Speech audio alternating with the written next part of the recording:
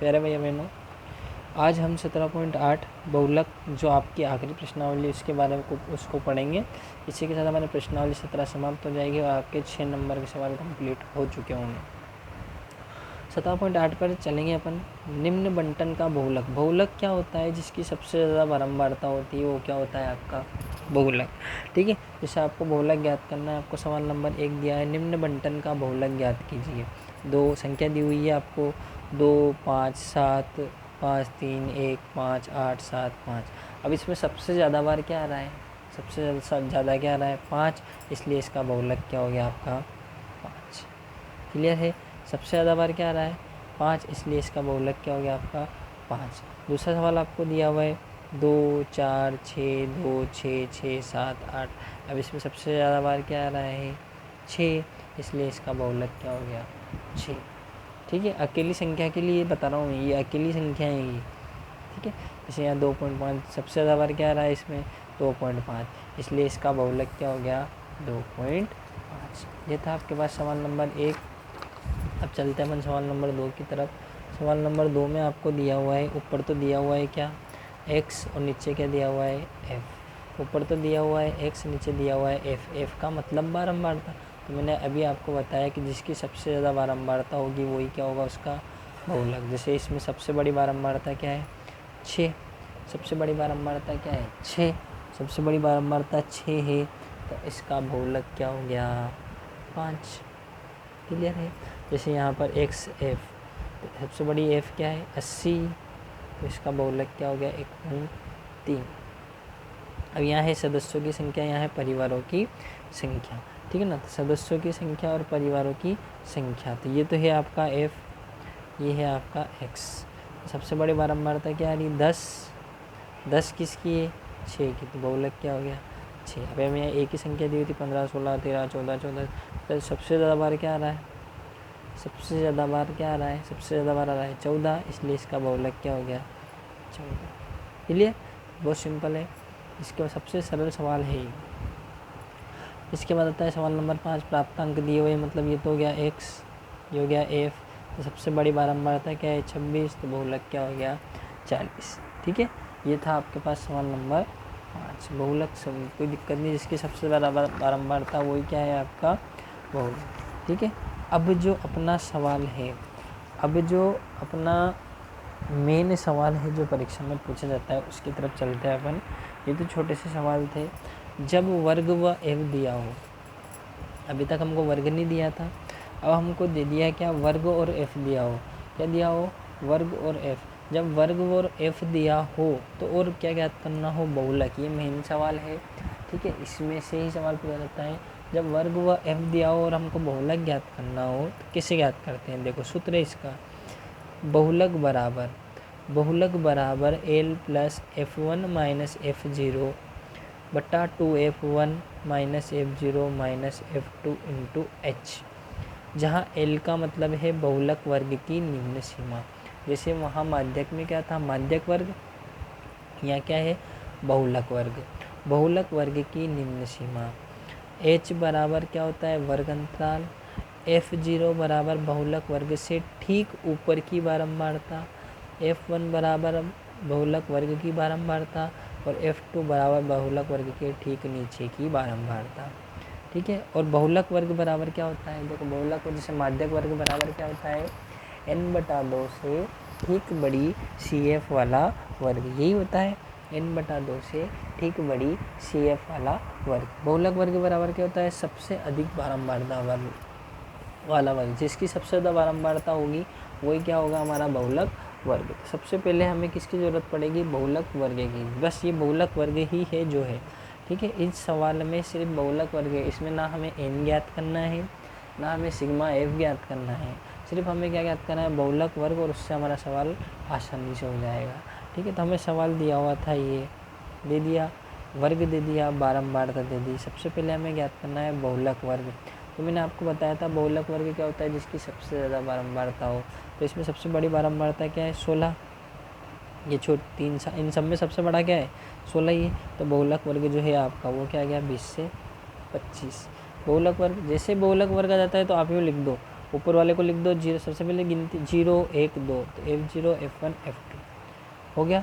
अब बहुलक का सूत्र क्या होता है, L plus F1 minus F0 two F1 minus F0 minus F2 into H। L का मतलब बहुलक वर्ग की निम्न सीमा, बहुलक वर्ग की निम्न सीमा कितनी है 20, ये 20 आ गया, प्लस F1 का मतलब बहुलक वर्ग की बारंबारता, तो बहुलक वर्ग की बारंबारता कितनी थी 16, माइनस F0 का मतलब ऊपर वाली, तो इससे ऊपर वाली कितनी थी 7, 7 बटा 2 इंटू F1 क्या है 16, माइनस F0 ऊपर वाली कितनी है 7, और F2 का मतलब नीचे वाली कितनी है 12 इंटू H। अंतराल कितने का चल रहा है यहाँ पे 10 से 15, 5 का इंटू 5, 20 प्लस 16 में से 7 गई 9, 16 दूना 32, 16 दूना 32, दोनों संख्याएं का ही की माइनस की है, तो दोनों क्या होगी जुड़ जाएगी, तो माइनस के कितना आ गए 19 इंटू 5, 9 बटा 32 में से 19 गए, कितने बचे अपने पास 13 बच गए, 13 इंटू 5, 20 प्लस 9 पंजे का 45, 45 बटा 13, 20 प्लस 45 में 13 का भाग दिया, कितना है 3.46, दोनों को जोड़ दिया 23.46। ना हमें n चाहिए, ना हमें सिग्मा f चाहिए, ठीक है। हमारा काम किससे चलेगा, बहुलक है। ये था आपके पास सवाल नंबर 6। अब चलते हैं सवाल नंबर 7 की तरफ। सवाल नंबर 7 हमको दिया हुआ है, ठीक है। सबसे पहले वही क्या ज्ञात करेंगे, सबसे पहले बहुलक वर्ग जिसकी सबसे ज़्यादा बारंबारता है, सबसे बड़ी बारंबारता क्या है 14, बहुलक वर्ग क्या आ गया 20 से 30 आ गया। ऊपर वाला, इससे ऊपर वाला F0, इससे नीचे वाला F2 और ये F1 ये लिख देंगे। अब बहुलक बराबर L plus F1 minus F0 बटा 2F1 minus F0 minus F2।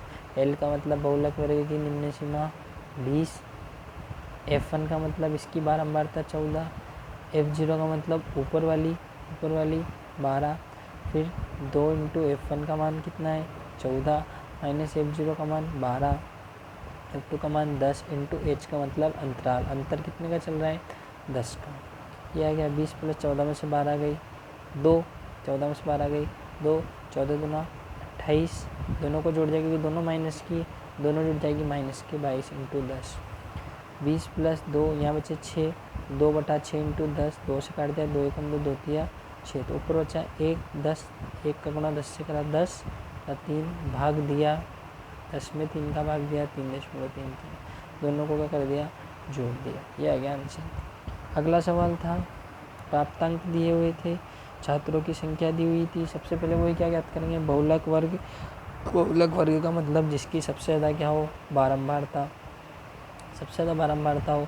सबसे ज़्यादा बारंबार सबसे बड़ी क्या है 42, तो बहुलक वर्ग क्या आ गया 40 से 50।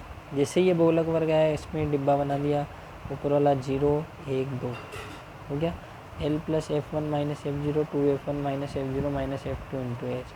L का मतलब बहुलक वर्ग की निम्न सीमा 40, F1 का मतलब 42, F0 ऊपर वाली 2 इंटू F1 का मान 42 माइनस F0 28, और F2 कितना है 20 इंटू अंतर कितना चल रहा है 10 का।